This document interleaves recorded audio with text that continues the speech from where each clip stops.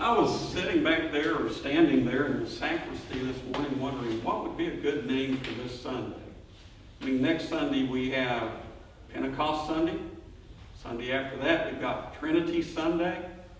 So I was wondering maybe Perplexity Sunday.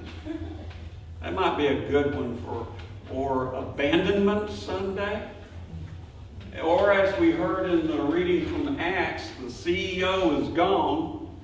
So it's Reorganization Sunday. We've got to refill the board of directors. You know, I think this Sunday points to some hard questions that were asked of the early church. And one hard question was, where'd he go? You notice something that's missing that used to be right here. What used to be right here? Yeah, that. Well, you know what Thursday was? Feast of the Ascension. Well, he's gone. We don't light that candle anymore because he has ascended and we're abandoned. Are we? Now, the problem that the early Christian church had to deal with, they're trying to convince people that Jesus physically, actually resurrected from the dead. And that led to an interesting question, because if Jesus rose from the dead, then he's eternal. They were also trying to convince people of that as well. Okay, he came, he suffered, he died, he rose from the dead. Where is he?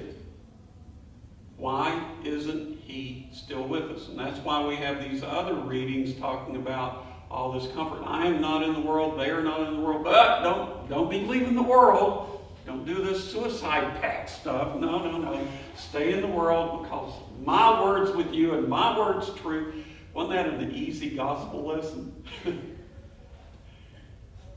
So the church comes up with the idea that, yes, Jesus did rise from the dead, but there is a mythological aspect to that. He was, he is, he will be. In other words, he's present throughout all time. I was watching this documentary on Richard Leakey, and that idea of the presence of Christ really struck me when they started talking about Turkana Boy.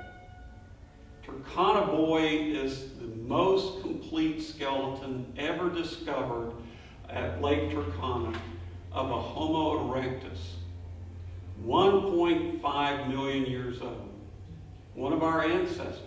Now, the remarkable thing about Turkana Boy, and it's almost like they stumbled upon it. I love the way scientists stumble into things. They're looking at the throat area, trying to figure out when did meaningful speech and communication start, because we couldn't, as human beings, have migrated out of Africa into Europe, Asia, and later into this part of the world unless we had the ability to communicate with each other. And they're looking, they said, wow, we've got this complete skeleton. So in 1994, they drag out Turkana Boy and they notice something. His spine's deformed.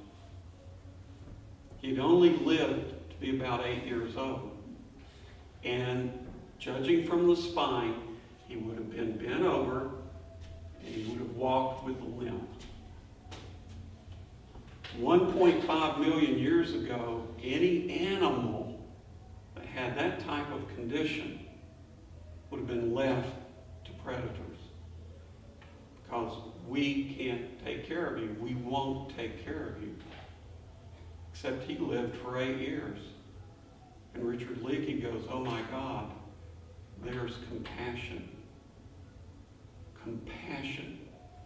The first evidence of compassion in the human race.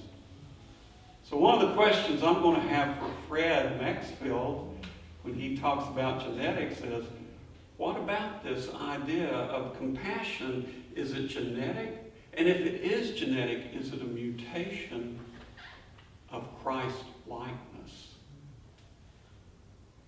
that comes into our being over 1 million years ago ago and flows down through the human race and grows and grows and grows until we have the pinnacle of compassion represented in the Christ. Well, that's where my head went with it, because for me this is Perplexity Sunday. What in the world am I going to talk about? So I'm glad Richard Leakey did that documentary, and I'm glad Turkana Boy has revealed that very unique trait that we all share, and that we come together and hone in our Christ-likeness, the trait of compassion.